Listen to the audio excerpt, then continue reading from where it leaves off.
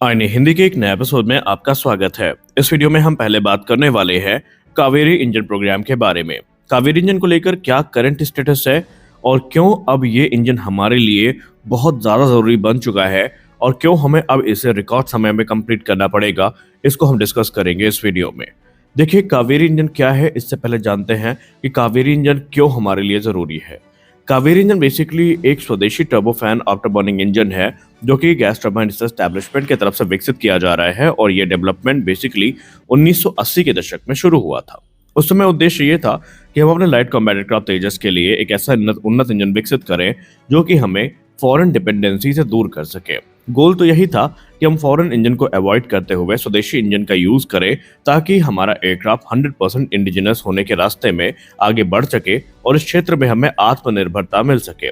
और इसी के साथ कावेरी इंजन डिजाइन की शुरुआत होती है और उस समय जब इसके डेवलपमेंट की शुरुआत हुई थी तो एम यही था कि इंजन ऐसा विकसित करना है जो कि भारत की हॉट और ह्यूमिड कंडीशन में सरवाइव कर सके। यानी कि ये engine high altitude mountainous region में तो ऑपरेट अच्छे से कर ही सके, लेकिन जो हॉट डेजर्ट है वहां पर भी ये ऑपरेट कर सके।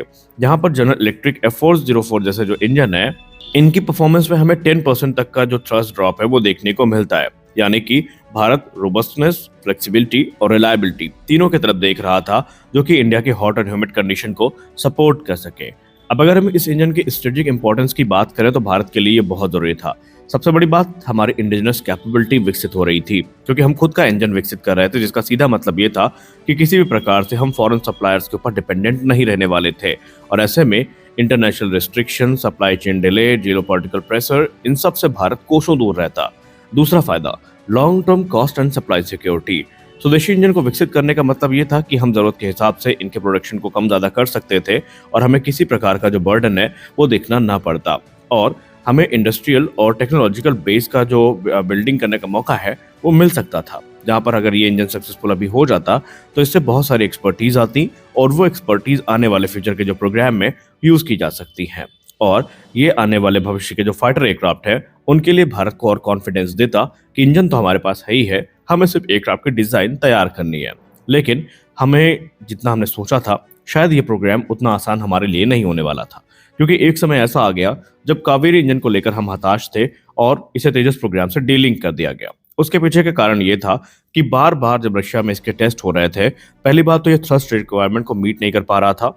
दूसरी बात, इसके वेट और जो परफॉर्मेंस का टारगेट था उससे ये कोसों दूर था और तेजस जैसे एडवांस प्लेटफॉर्म के लिए जो लगातार मैच्योर हो रहे थे, उनकी रिक्वायरमेंट बढ़ रही थी। इसमें उतना थ्रस्ट नहीं था कि ये तेजस को पावर कर सके।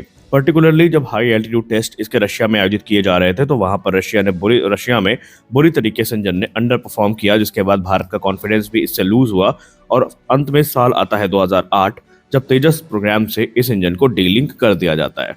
और उसका रिजल्ट ये होता है कि हमें ना चाहते हुए भी जो फॉरेन ऑप्शन है जैसे कि जनरल इलेक्ट्रिक F404 IN20 है और इनके फ्यूचर वेरिएंट यानी कि F414 INS6 है, इनको इवेलुएट करना पड़ता है और इनके तरफ फिर जाना पड़ता है। यानी कि ये इंजन हमारी उम्मीदों को पूरा करने के उद्देश्य से तो शुरू किया गया था, लेकिन शायद किस्मत में उस समय कुछ और लिखा था। लेकिन उसके बाद एक आश्चर्यजनक कमबैक होता है।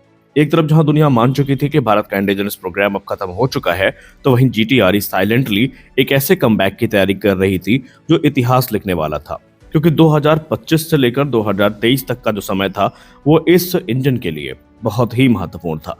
2025 की बात करें तो एक कावेरी इंजन जिसको डेड मान लिया गया था, आज वही कावेरी इंजन का जो लेटेस्ट वेरिएंट है उसको लेकर ये क्लेम किया जाता है कि कावेरी इंजन जो है वो तेजस में इंटीग्रेट किया जा रहा है, वो भी आफ्टर बर्नर सेक्शन के साथ। हालांकि अभी इसके फ्लाइट टेस्ट आयोजित नहीं किए जाएंगे, फिलहाल तो इसके जो ग्राउंड टेस्ट है वो आयोजित किए जाएंगे।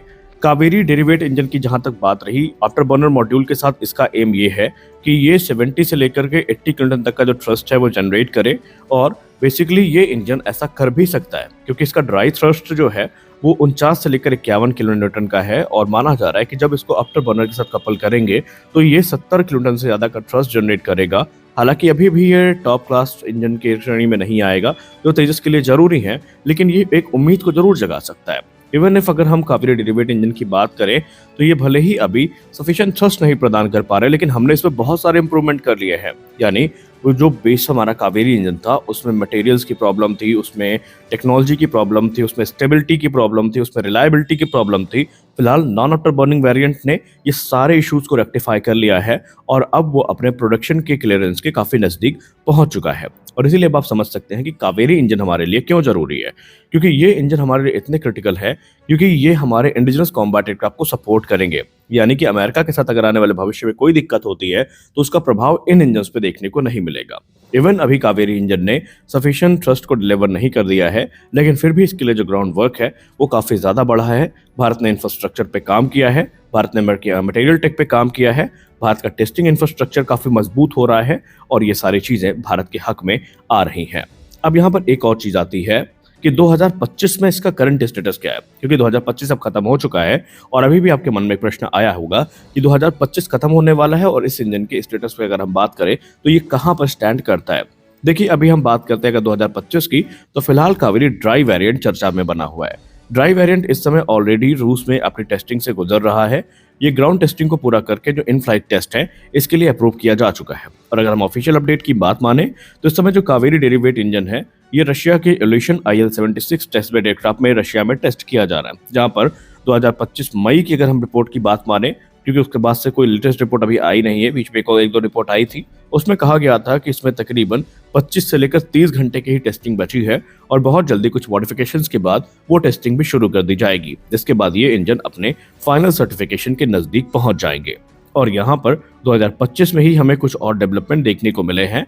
2025 का मध्य जो था, या आप सेकेंड हाफ बोल सकते हैं, वो हमारे इस इंजन के समर्थन में था, क्योंकि इस दौरान हमने प्राइवेट सेक्टर कंपनियां गोदरेज एरोस्पेस हो गई और दूसरी कंपनियां हो गई, इनके बीच में जो उत्साह है वो बढ़ते देखा और डोमेस्टिक मैन्युफैक्चरिंग के जो रास्ते हैं वो मजबूत होते गए, इनफैक्ट वो बढ़ने लगे।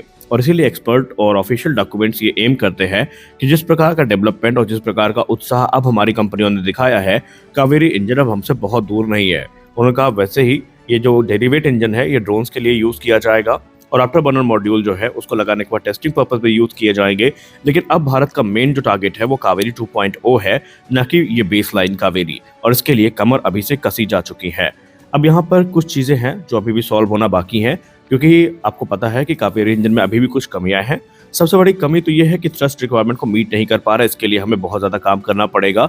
हमें अब 75 से लेकर 85 नहीं बल्कि 90 क्विंटल से ज़्यादा का जो थ्रेशोल्ड है उसको ध्यान में रखकर काम करना पड़ेगा, तभी हम अपने फुली लोडेड फाइटर एयरक्राफ्ट को एक ऐसा सफिशिएंट थ्रस्ट वाला इंजन दे पाएंगे जो उनकी रिक्वायरमेंट को पूरा कर सकेगा।